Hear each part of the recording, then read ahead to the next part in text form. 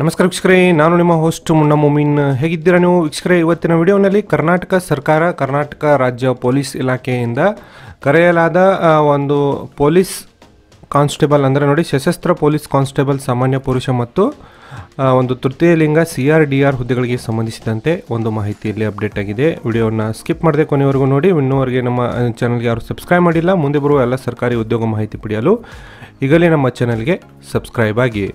ವೀಕ್ಷಕರೇ, ಇಲ್ಲಿ ನೋಡೋದಾದ್ರೆ ನೋಡಿ, ಅಧಿಸೂಚನೆ ಸಂಖ್ಯೆ ಒಂದು 2022-23ನೇ ಸಾಲಿನ ಆರ್ಮ್ ಪೊಲೀಸ್ ಫೋರ್ಸ್ ಕಾನ್ಸ್ಟೇಬಲ್ ಹುದ್ದೆಗಳಿಗೆ ಏನು ಅರ್ಜಿಗಳನ್ನು ಕರೆದು ಪರೀಕ್ಷೆಗಳನ್ನು ಬರೆದಿದ್ರಿ ಅಂತಹ ಅಭ್ಯರ್ಥಿಗಳಿಗೆ ಇಲ್ಲಿ ಒಂದು ಫಿಸಿಕಲ್ ಡೇಟ್ಗಳನ್ನು ಅನೌನ್ಸ್ ಮಾಡಿದ್ದಾರೆ. ಇಲ್ಲಿ ನೋಡೋದಾದ್ರೆ ನೋಡಿ, ಮಾರ್ಚ್ 12/2024 ಇಲ್ಲಿ ಒಂದು ಶೆಡ್ಯೂಲನ್ನು ಫಿಕ್ಸ್ ಮಾಡಿದ ಒಂದು ನೋಟಿಫಿಕೇಷನ್ಗಳನ್ನು ಅಪ್ಡೇಟ್ ಮಾಡಿದ್ದಾರೆ.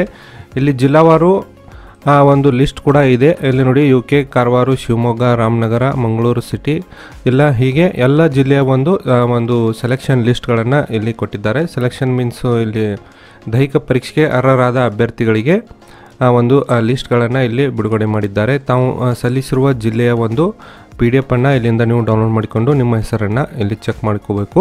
ಅದಕ್ಕಿಂತ ಮುಂಚೆ ಇಲ್ಲಿ ಡೇಟ್ಗಳು ನೋಡಿ ಯಾವ್ಯಾವ ಅನೌನ್ಸ್ ಮಾಡಿದ್ದಾರೆ. ದೈಹಿಕ ಪರೀಕ್ಷೆಗಳು ನೋಡಿ ಆಯಾ ಜಿಲ್ಲೆಯ ಒಂದು ಬೇರೆ ಬೇರೆ ಕಡೆಗಳಲ್ಲಿ ಇಲ್ಲಿ ಒಂದು ಇದು ದೈಹಿಕ ಪರೀಕ್ಷೆ ನಡೀತಾ ಇದೆ.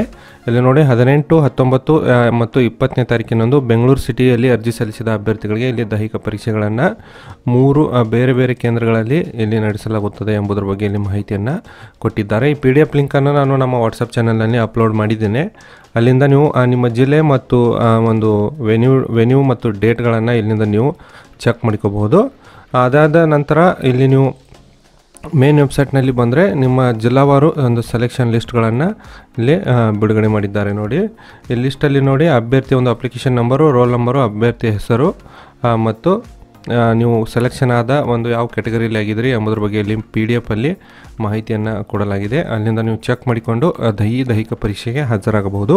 ವೀಕ್ಷಕರ, ಈ ಮಾಹಿತಿ ತಮಗೆ ಇಷ್ಟ ಆಗಿದ್ದಲ್ಲಿ ಒಂದು ಲೈಕ್ ಮಾಡಿ. ನಾನು ಮತ್ತೆ ಭೇಟಿ ಆಗ್ತೀನಿ ಮುಂದಿನ ಉದ್ಯೋಗ ಮಾಹಿತಿಯೊಂದಿಗೆ. ಅಲ್ಲಿವರೆಗೂ ನಮಸ್ಕಾರ, ಧನ್ಯವಾದಗಳು.